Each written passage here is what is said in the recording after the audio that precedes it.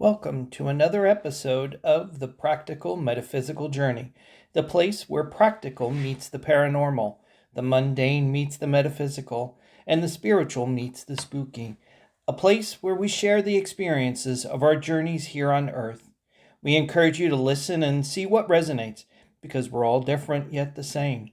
We invite you to take a break with us, so unpack and stay a while. We're glad you stopped by for a visit.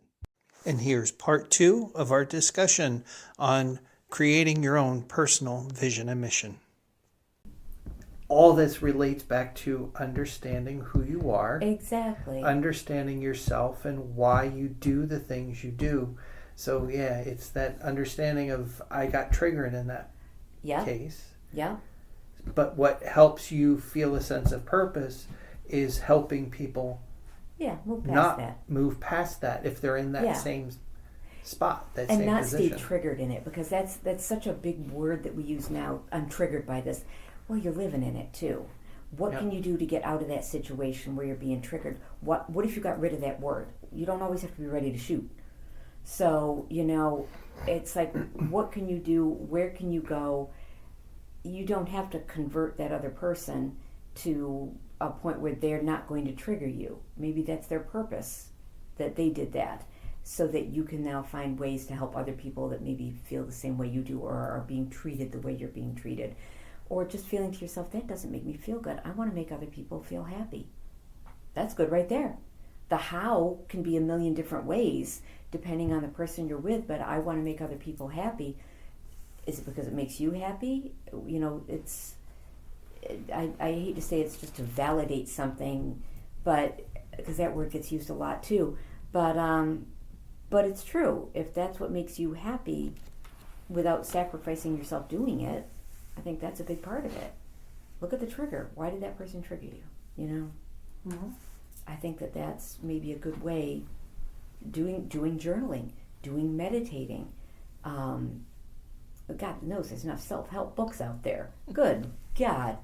There's going to be at least 100 at least for any situation you think you're in and how to resolve it. But go to your heart. I think that's it. We've got our head emotions and our heart emotions. Try to tune into that heart emotion, even if it's been bruised or hurt before. You can find something in there. So I'm not even sure how you posed the question, because I let my brains just start running on a wheel. But I think it's important to know what's important to you. Yeah. So a list of what's important to me, and just have a list of something like that, and use that as an off ramp. But what you were talking about before is I keep going back to if you have a job, if you're the worker, if it's not your business, and you're just making a paycheck and you don't feel fulfilled. A lot of people find that their natural state of being, they feel like they can't make money at whatever that is. Very true. Do you see what I'm saying? Yep, absolutely. The things that they are best at, they could probably make a lot of money at, but those best things are not what they do at their current job. At that. Yeah. Right. Yeah. So they feel like it comes so easy to them, they don't understand that they could probably make a lot of money doing that, but instead they're just running on this guy's hamster wheel over here and just making the paycheck. So I think this exercise of doing this is so important, because it might give you that realization of what am I doing? I'm certainly not living my mission at the job. Right. So that's one thing. So then now you're going to put the mirror on your life and say, well, am I even doing it in my life? And so if you're feeling like, oh yeah, no, I'm not doing it in my life either, this episode's really important. You know, that's when you need to sit down and take some time. And I like that, you're giving examples of how to do that. And just knowing that you may uncover some talents that you have that are important to you. Not that you have to become a business owner, but if you just feel better about that, I think that could come along if you're looking for something. I think we had so many generations of people too who just went and did a job. Our parents, whatever. Since I'm a boomer, and our parents did their jobs because they had to support their families. It wasn't necessarily what they were good at or whatever.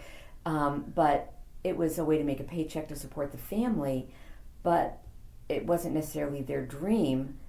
But we also, I know growing up, if I'd known about all the different resources of all these amazing jobs and careers and things out there that I didn't know about because we did not have the technology at the time to know about all these things that were out there. And I didn't grow up in a closet, but still, I mean, there weren't publications that talked about all these different amazing things that people have different options for now. It should be easier to find different paths because you're not going to be stuck doing one of three professions, depending on where you live. It was teacher, nurse, doctor, maybe lawyer, or secretary. That was it. But we just didn't know that much about it. I branched out and did theater for a while, and then met other things and did things beyond there. And I've had a lot of different jobs and careers and things. But it's all stuff I stumbled on that I just would never have thought. Doing equine sports massage was a thing. Mm-hmm. There you go. Did that for a bit. Yeah. Yeah, and that goes to something I feel is important is that exploration. Absolutely. Go out there and try things. If you're sitting down and you really just don't have any ideas, which kind of goes back to a previous episode, creating ideas and so on. But, sit down and look at all things that you've done, both professionally and also in your personal life. Like, where do you find joy? What makes you happy? Where do you feel fulfilled? And when I say happy, I'm not thinking what makes me laugh. Right. No, what makes you genuinely feel good and comfortable and safe, that kind of thing. And it may not be something you're doing in the job. It could be, some other activity, some other thing that you do. I do volunteer work in a couple of different areas. Exactly. So, for me, mentioned before, my job doesn't always align with exactly what my mission is, but I do volunteer work on the other outside of it. So I find opportunities to fulfill my mission. Like you were saying, Deb, a lot of people think your mission has to be your career. No, it doesn't have to be. No. I mean, it's nice of it. Like if you love the smell Yeah. of fresh cut grass, and you struggle to get a PhD and God knows what, but you love the smell of fresh cut grass. You know what? Mow lawns. Being a landscaper might be your thing, and you might be amazing at it. You don't know. Yeah. Something little. If something like that brings you that joy, when you're cutting the grass or doing something, it's like, you know what, man, I could see how this lawn would grow. I could see how I could do this and that. Yeah. But like you said, volunteering too. Not being afraid to step out and say, hey, let me try this on some level, and see what it's all about.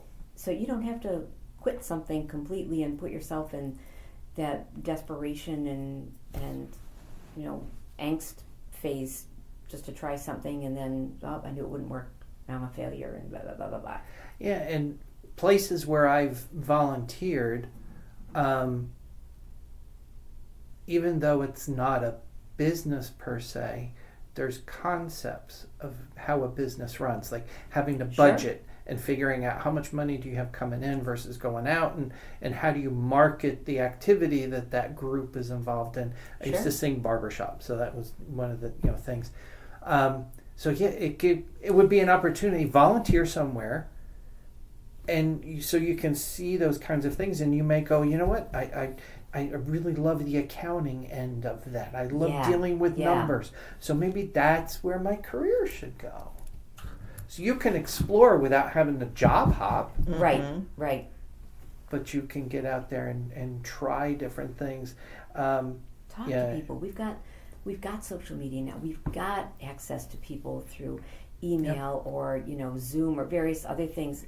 When you're surfing around looking for stuff, just reach out to somebody that's doing that. People love to talk about themselves. And don't be afraid to ask for help. Exactly. And we've said that in other episodes. Yeah. If you're feeling uncomfortable or sad or like you have a problem or this where, oh my goodness, I don't know what my mission is, talk to somebody. There's opportunity. There's places you can go and people you can, talk to. That try to help with that. You got life coaches. You've got all sorts of other people who will help you do the work that you don't even know, may not know is out there, or even if you're trying to do this type of thing, you can't interpret for yourself. You're not objective enough. Even a friend, taking a friend to lunch and just saying, you know, what do you see in me, or what do you think my strengths are? Like sometimes just to get the creative juices, let somebody else be, you know, that person that could, because you might not see it in yourself. They will recognize things about you that you don't even understand or can, you know, you're like, something really? you take for granted in yourself. Exactly. You're just like, it's like, no, it's not me, but it's like, no, that person appreciates you for that. And yeah, absolutely. And they've experienced other stuff, so they could go, you know what, I see this in you, and I've seen other people use that talent in a certain way. You know, have you ever thought about that? Right. You never know. Yeah, but that's a big part of it too, is really talking to people. I know that skill has kind of diminished a little bit as people have their noses in their phones more and more, but reach out to them that way. I mean, the thing is too, allow and be receptive to some of the things you're hearing. You know, you'd be like, oh, that's not me at all, and blah blah blah, you're not seeing me for who I am. Well, even if that person sees something in you that you never thought you had or you disagree with, you know what, it might actually be there and might be a good thing.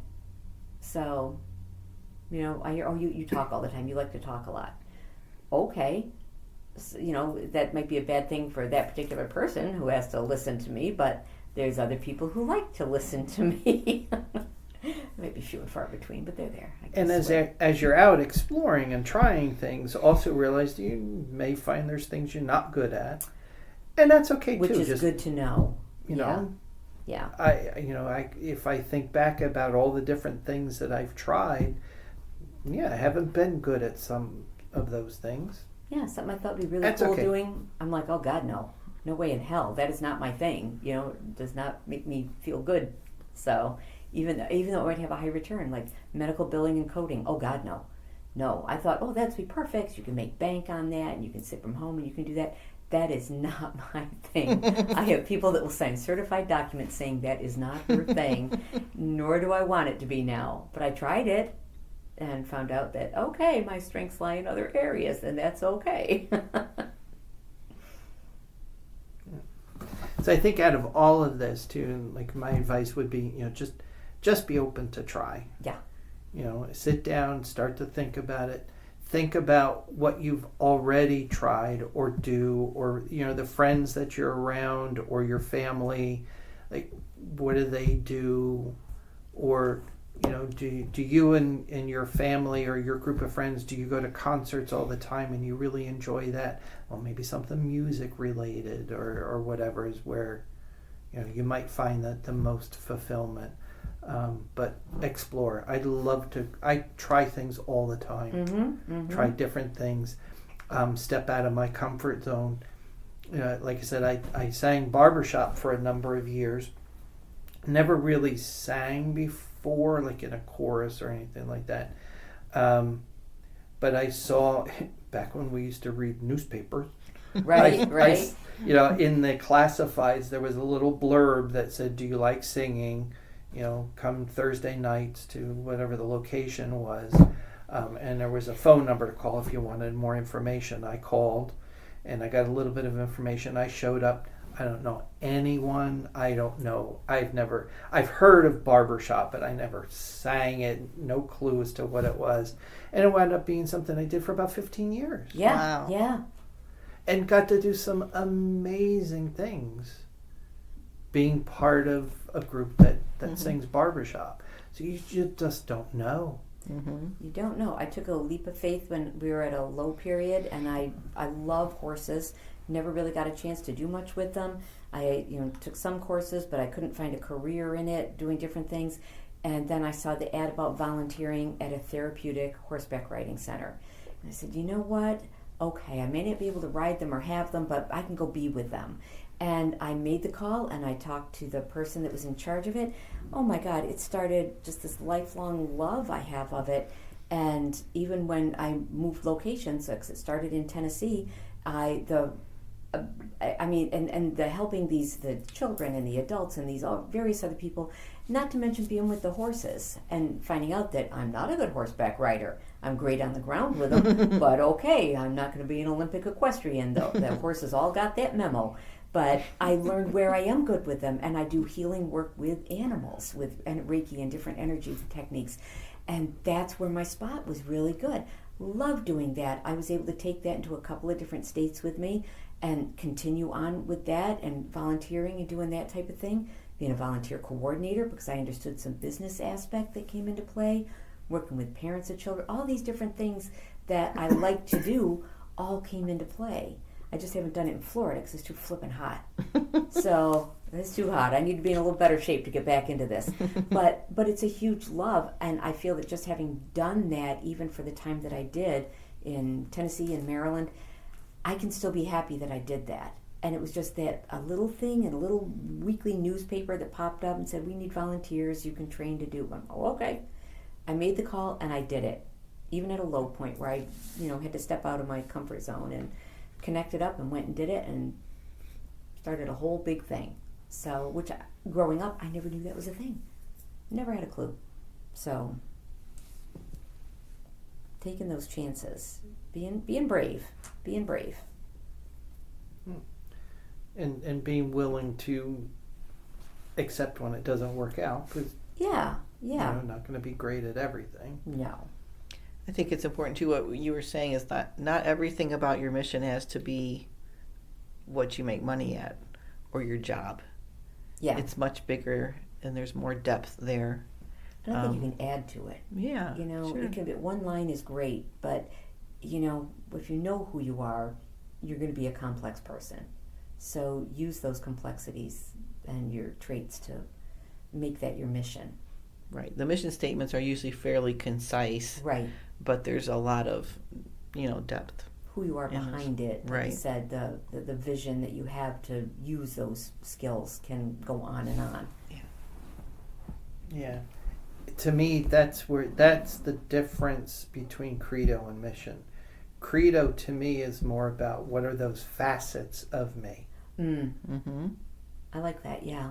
And then how do I fit those things together so that I am true to my beliefs, becomes my purpose or my mission. Yeah, and I think that's it too, is having that commitment to be true to your beliefs. That's another thing too. In all circumstances. Absolutely. That you're not compromising. You're not compromising. If it means you have to set up some boundaries here and there, I think a big part of it is being able to let go.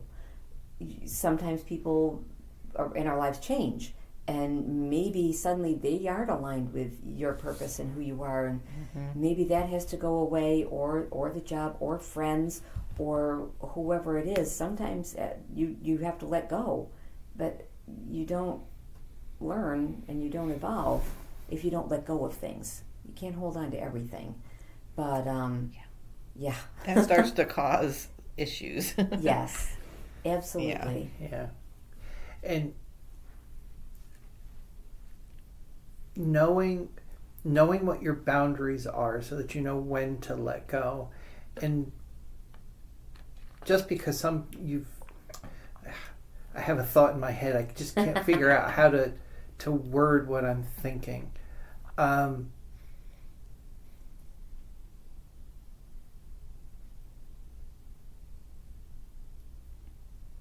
We can smell the smoke, people. Yeah. I gotta set the smoke alarms off in a second.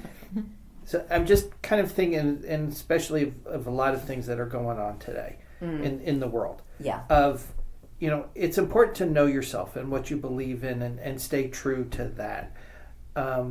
Realize other people are going to have different beliefs, different purposes. But that's okay. We can still kind of allow that to happen. And just because I allow somebody else to have a different purpose than me doesn't mean I'm giving up myself. No. It's knowing myself, knowing the boundaries, where if you step over the boundary, yes, I'm going to have to stop talking to you or whatever. Yes. But as You long can- as you respect the boundaries, you can have those different beliefs and purposes. You can honor somebody else in their space, and Yeah, that is I like that sacred word. to them. Yep. But that doesn't mean that you have to sacrifice your space either. And if that person isn't going to honor your space that you're in, well, literally, you can walk away from anything. You Yeah. don't have to address it. You don't have to convert everybody, nor should you. It's not going to work, so you might as well beat your head on a rock, and you'll still feel as crappy as the amount of time it takes to do that. But also to not be afraid, not let fear block you from being who you are and what you stand up for.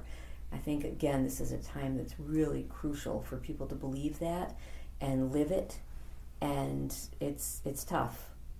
Words, we're very word heavy and word conscious right now, and bringing up triggering and that type of thing. But you're living in your truth, and knowing what your truth is in your space is fine. You also don't have to back it and defend it to the hilt. That's going to be part of another conversation we're having in another podcast coming up here. But it's a really important thing to do, and know when it's okay to just go silent, and just stop. You don't have to necessarily freeze anyone out, but know when to end the conversation. I think that's it. It's not a competitive thing. It's got to be complementary and not competitive in a lot of these circumstances. Yeah. So if you do that exercise of sitting down and kind of thinking about, here's my mission, and if you even develop one that's your vision, how often should you assess whether it still applies or not? I think if one of those things is you wake up every day and know what that is, and if it's something that you can bring into some sort of a mantra for yourself or an affirmation or something like that, see how you're feeling with it. If something needs to change down the line and you've transformed in some way and you need to change it, that's okay. I think that everybody's core is pretty much going to be where it is, but things happen, good things, bad things, terrible things, that maybe is going to shift some perspective, but do the work. You need to do the work and see, okay, is this still how I feel about this? Or is this something else influencing that? Know where your reactions are coming from. Because I think probably a lot of things that would make that change are going to be how you're reacting to some sort of other external input or stimuli that may make you reconsider. As long as we're alive, the refining process is happening. Yeah, constantly. So you could look at it daily, but I think, not to be stringent or anything, but if it comes to mind that you need to take a look at it, that's probably when you need to look at it. Yeah. Or if someone makes a comment to you that kind of stops you, like, oh, wait a minute, that I am not acting in my true nature. Right. What is going on? Like, just some self-reflection needs to happen. Like, just like you said, like when you're triggered. When you feel you're being triggered, you're like, wait a minute, because something's not aligning here. Something's gotten me off kilter here from my balance point. Right. Yeah. Yeah, and the thing about how a lot of people tie it to career. So yes, I did that. I admit I went through that whole stage of, I was trying to climb the ladder and get promotions because I thought that's what, where I wanted to be and where I was going to be happy and so forth. And I got close to it and just, I wasn't happy, hated it. I remember that I had gotten a decent promotion, and I remember talking to somebody saying, I did it. I was just so happy. I thought, like, this, I'm on my way. It was the worst job. I was the unhappiest. I learned a lot from it, so I can't really say it was the worst job. I learned a You lot learned what from you it. didn't want. I learned Yeah. what I did not want. Which is And super important. Since then, I've avoided that, Yeah. and I'm much happier at work because it was like I was like, yeah, no, that's not my purpose. That's not going to allow me. Like I said, doesn't you know, the business doesn't have to match necessarily your purpose or your mission, but as long as you have the opportunities Yeah. to do your purpose within the context of the business, you can be happy. That's where I'm at. I have the opportunities to do what I find fulfilling. And it's not necessarily exactly what the company's mission is. Right. But within that, I'm able to do that. Yeah. And it's like, I don't want to go back to that. Because at that point, I would have had to give up parts of me that I need to be true Yeah. to fulfill the role of a higher promotion or whatever. And it's like, I'm not willing to do that anymore. No. Same here. I wanted to be so much, work my way up to leadership because my goal was to help other people and coach them and bring them along. And then within a year and a half, my health was really suffering. I mean, it was tanking big time with heart issues and medications and possibly needing a pacemaker and all this stuff. And finally, until I got to that breaking point, you know, other things were suffering, and I was still so focused on that goal of, okay, I did this and I made this, and that this is where I wanted to go, and I could go further up, not realizing that I'm trying to scale a wall with no help, and that wall's getting higher, and plus I'm getting literally sick and tired, and then having to have that moment where, yeah, I felt like, I've given up or I've failed, but now I also don't need heart meds. I don't have any of the issues I had before, the stress, the relationship issues, the constant talking about those issues with other people and dragging them into my stuff and taking them out of their peace zone. And I'm absolutely fine now. And I really haven't sacrificed anything. I have gained far more than the people that are there. So all in the name of pursuing what I thought that goal should be. I know with our podcast name, like we talk about the metaphysical and the spiritual a lot, and just talking about all of this business stuff, I'm like, you know what, but I want to take it back to that, because if we're going to start with our personal, and I was just Googling while you guys were chatting. I'm like, let me just put something in the search. And I found this great website. It says faithinthedivine.com. I don't know who this is. I'm just giving them a shout out because I loved what they said. Go Faith. But it says, this is your spiritual mission. Right. So you're making a spiritual mission statement. And I'll just scroll down here. It's a blog post. It's really good. But it says, what is a spiritual mission statement? At its core, a spiritual mission statement is a heartfelt expression of your connection with the divine and your role in the world. I like that. It reflects your beliefs, values, and vision for your spiritual journey. Since we're talking about our metaphysical journey. Yeah. It says, just like a traditional mission statement for an organization, a spiritual mission statement provides a sense of direction, clarity, and focus for your life. And then, there's examples of why, for clarity and focus, for alignment with your spirituality, which we have talked about today, empowerment, which we haven't really talked about, but that is kind of what you're saying about setting boundaries and that kind of thing, and being an inspiration for others. And then for resilience and for personal growth, obviously. And just to give a couple of examples, I don't think we've thrown out really any examples yet, but one is to love and serve others with compassion, bringing hope and healing to those in need. To serve my community with humility and generosity, being a source of positive change and transformation. To live a life of integrity and honesty, guided by the sacred principles. Nice. This is found in the Bible, but you could, put that to your needs. Yep. So just different things. Here's just a fun one. To be a vessel of divine love, spreading joy and positivity wherever I go. That sounds like Deb's with her making people laugh. That's it. Absolutely, because I'm a freaking delight. So, yeah. This says to use my talents and skills to make the world a better place, one act of kindness at a time. Nice. So these are just great. faithinthedivine.com. Whoever put this together, thank you so much. That was my little. I just felt like I was kind of ruminating just in this in the same energy, and I thought, let me just see if I can bounce out and get some new inspiration. So it's a good blog. I like that because we are basically talking about making our spirits happy and living the way our spirits want us to live. Mm-hmm. Absolutely, your sacred spirit, Lisa, sacred spirit, right here. So, yeah, and that's it. I think people need to realize too that their spirits are sacred to them. Like I said, honor the sacred space, honor whatever. But yeah, and I think that that does feel empowering too. Mm-hmm.